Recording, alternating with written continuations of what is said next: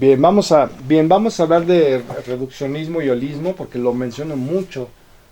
El reduccionismo es ver fragmentos pequeños y el holismo es ver totalidades, ¿sí? Entonces el reduccionismo es ver vértebras subluxadas, disfunciones somáticas. El holismo es ver algoritmos, algoritmos compuestos por algoritmos, compuestos por algoritmos, compuestos por algoritmos. Modelos de tensegridad compuestos por modelos de tensegridad, compuestos por modelos de tensegridad. Sistemas compuestos por subsistemas, subsistemas, subsistemas. ¿Sí? Aquí ya no hablamos de fragmentos, de una concepción fragmentaria de la realidad, sino hablamos de totalidades. ¿Sí?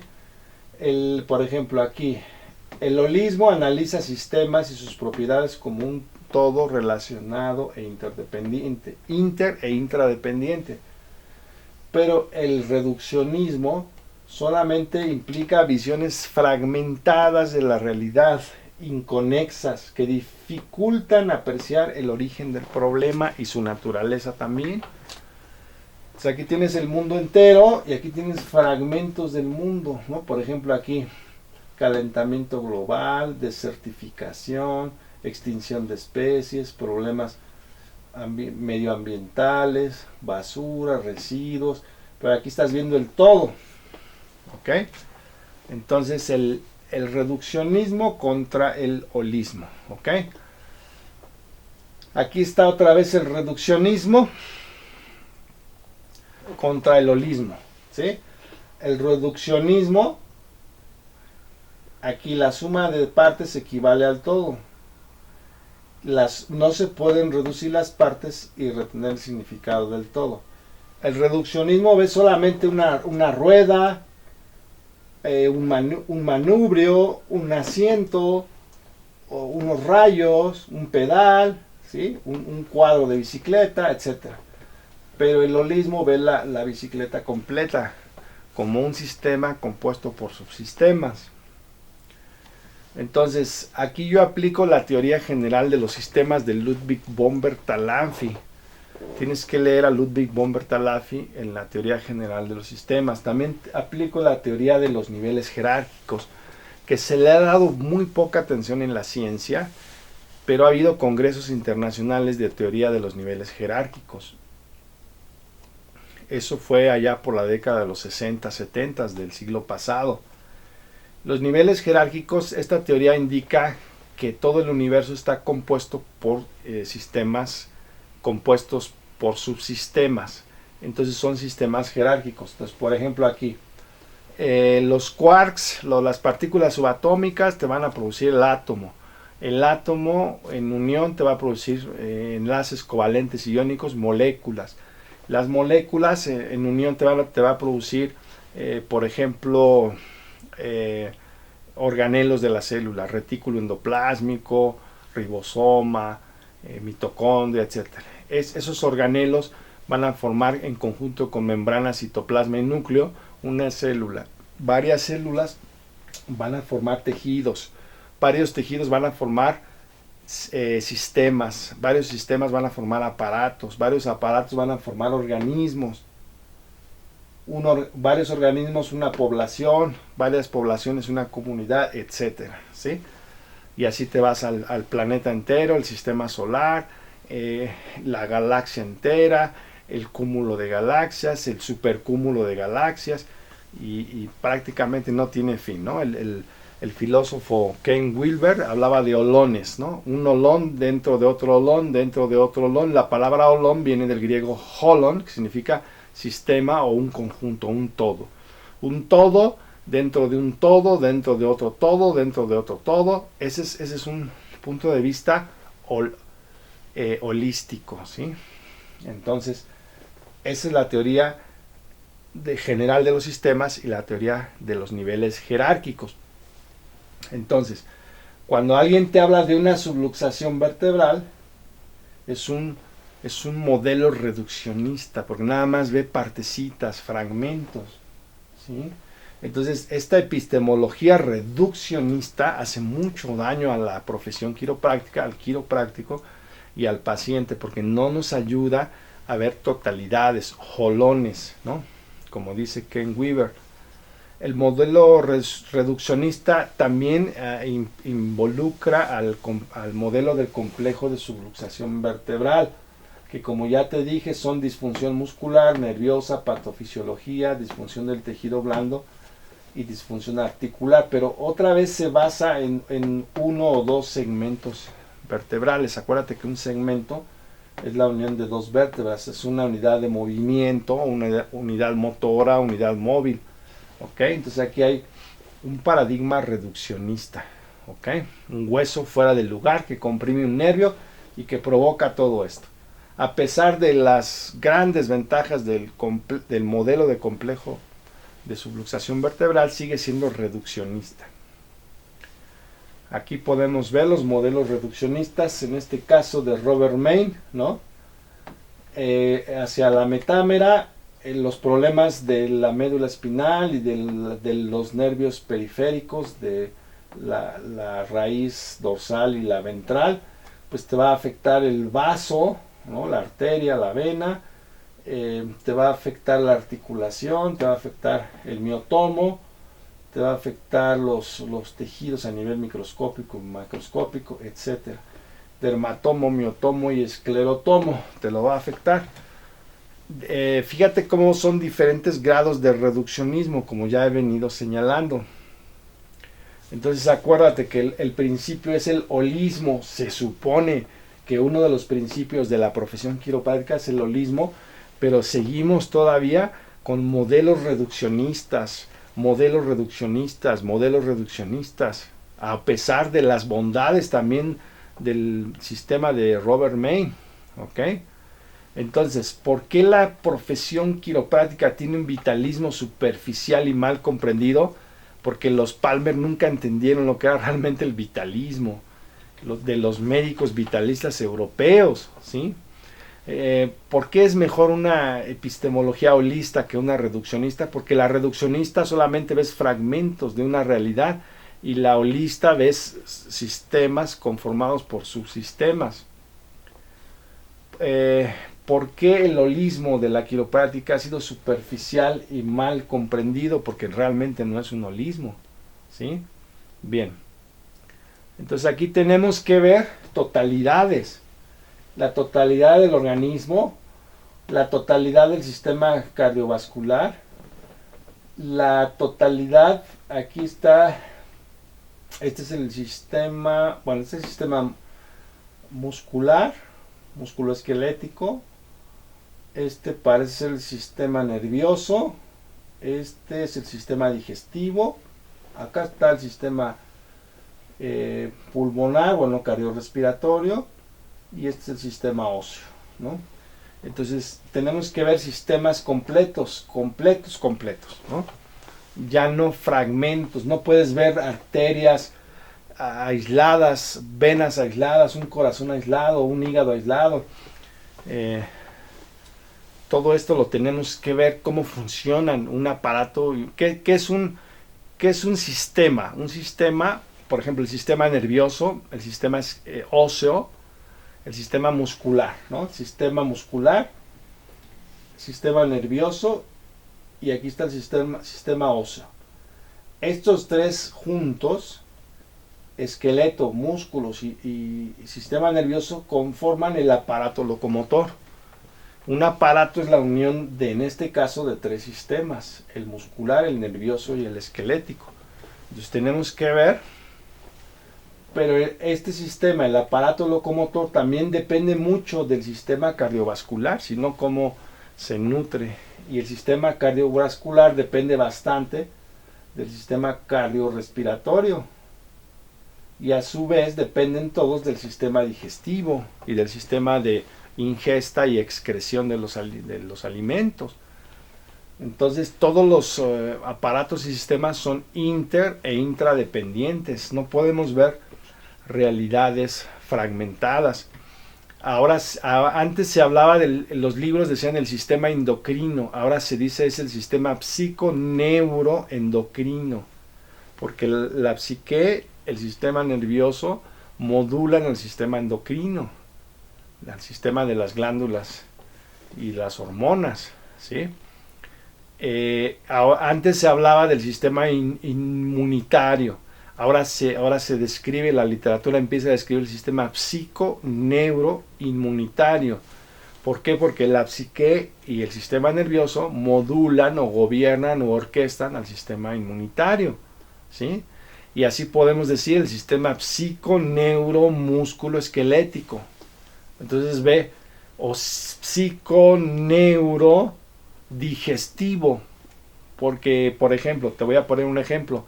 Si nuestro sistema digestivo no tiene la microbiota, no tiene ciertas colonias de bacterias y microorganismos, entonces no se va a producir la serotonina que el cerebro utiliza para el sistema nervioso, ¿sí?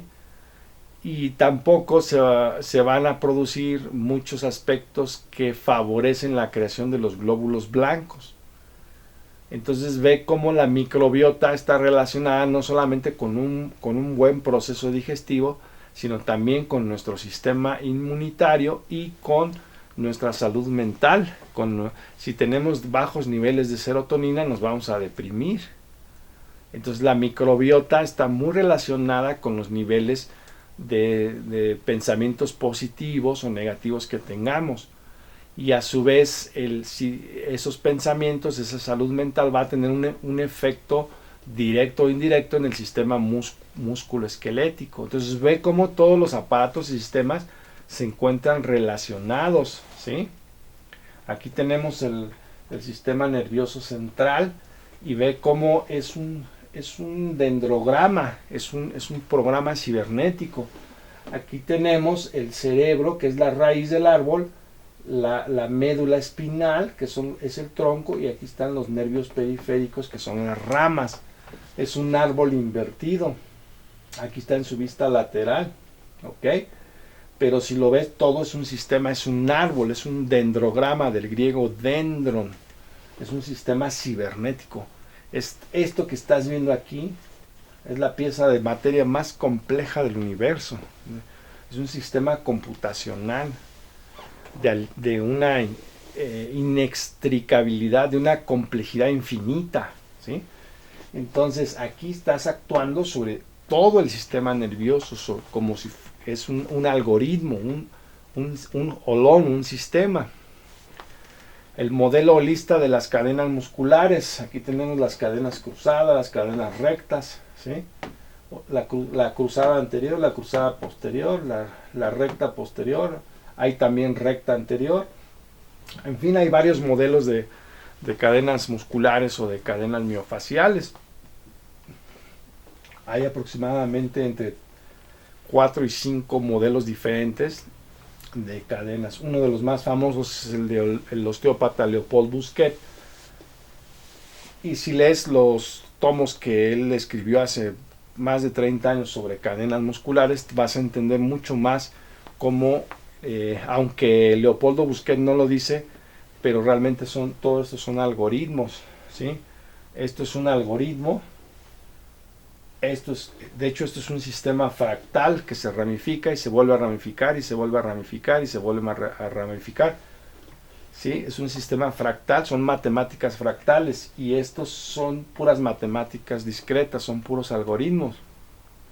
Las cadenas musculares, o sea, tú puedes ver agonista, antagonista, sinergista y todo eso que te enseñan los textos, pero eso también sigue siendo una epistemología reduccionista, porque a los músculos hay que verlos como cadenas, y ahora ya no les llaman cadenas musculares, en un tiempo les llamaron cadenas miofaciales, posteriormente les llamaron cadenas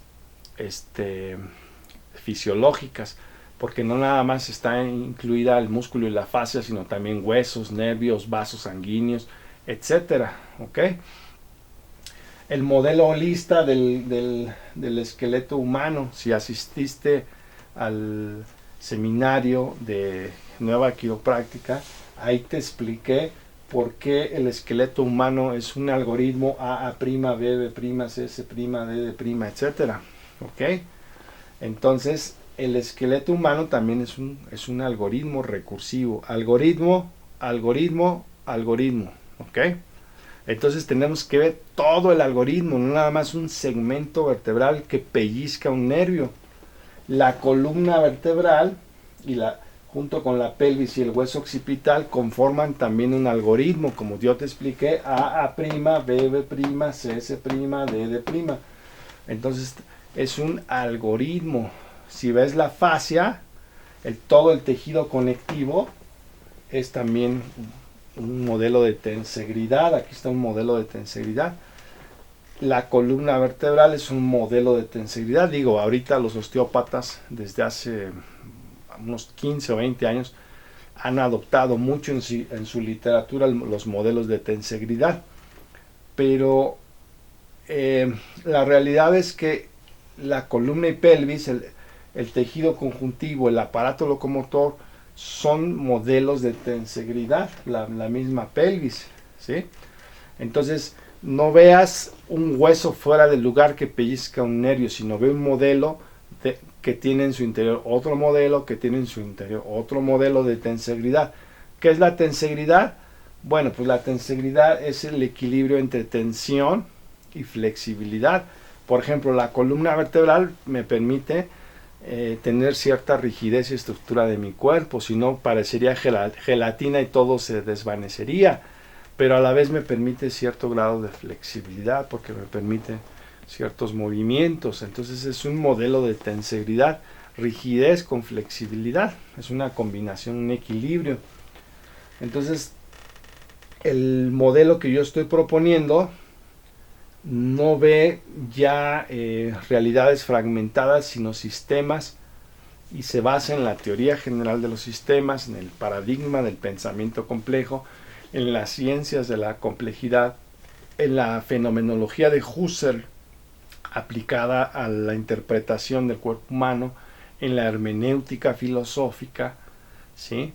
En el método deductivo-inductivo, que representa el círculo hermenéutico, en muchos aspectos de estructuralismo, funcionalismo, conexionismo, teoría de los algoritmos, teoría de los autómatas finitos, matemáticas fractales, porque estas son puras matemáticas fractales, ¿sí? Entonces ve cómo va creciendo los modelos. Entonces ya no nada más yo, cuando me llega un paciente, yo no veo huesos fuera del lugar que pellizcan un nervio y que están prendiendo o apagando un foquito en tal o cual vértebra, en tal o cual víscera. Yo lo que veo son sistemas compuestos por subsistemas, ¿sí? Yo veo cadenas musculares, veo algoritmos recursivos en la columna y pelvis, algoritmos en las cadenas miofaciales. El ADN, desde el ADN ya es un algoritmo, ¿sí? Es un programa computacional. Los cromosomas son modelos de archivos comprimidos, algorítmicos también. En fin, desde lo micro hasta lo macro, ya no podemos nada más contentarnos con un modelo mecanicista del cuerpo humano al estilo de René Descartes, de Renato Descartes o de Giovanni Alfonso Borelli, el padre de la biomecánica.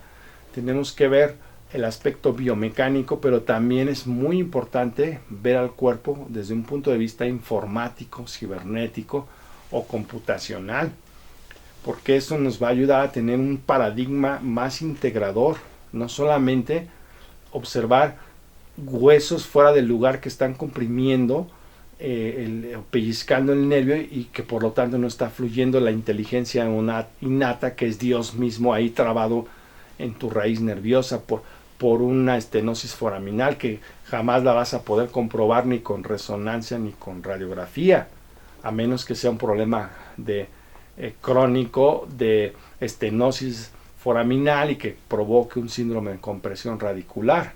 Entonces aquí estamos hablando de sistemas, por eso la nueva quiropráctica es superior en sentido epistemológico, filosófico y científico, porque es mucho más abarcadora. Ya no se basa en lo que dijeron ciertos personajes hace un siglo, cierta tradición de la profesión, ciertos conceptos tradicionales. Ya se basa en una nueva ciencia, en una nueva filosofía, en una nueva implementación de las técnicas manuales, ¿sí? Por eso es una nueva quiropráctica. Pues bien, aquí te voy a dejar con esto, con esta visión de la columna vertebral. Vela como un sistema, y esto en resumen te ayudó a ver 4 modelos: el de los Palmer, que ya es obsoleto y no tiene fundamentación científica; el complejo de subluxación vertebral de Fay, que es mucho mejor; el síndrome metamédico de Robert Main; y mi síndrome de desprogramación funcional, ¿sí?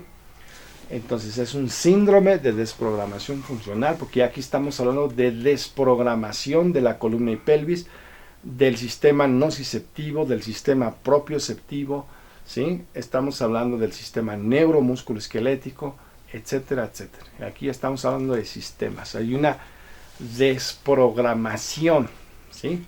Y en eso se basa la nueva quiropráctica. Pues aquí la dejamos. Espero te hayan gustado estas cápsulas. Y bueno, esto complementa mucha de la información que en el curso de nosología voy a hablar todavía de mucha información que ahorita que no abarcaré en estos vídeos. Así que no te pierdas el curso de nosología. Hasta pronto.